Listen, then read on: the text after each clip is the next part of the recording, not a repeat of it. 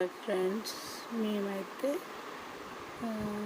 బియ్యపు పిండి గారెలు, వీటిని చెక్కలని కూడా అంటారు.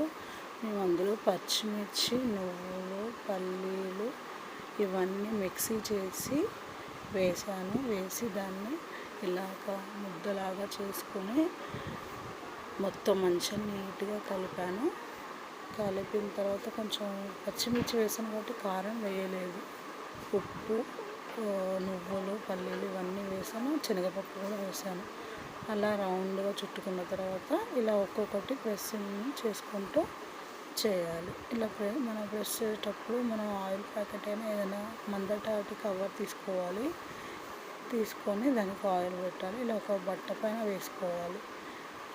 ఇలా అన్నీ రౌండ్గా ఒత్తి మనం ఇలా ప్రెస్ చేసుకున్న తర్వాత ఇలా అవి జాగ్రత్తగా తీసుకొని మనం కడాయిలో వేసుకోవాలి.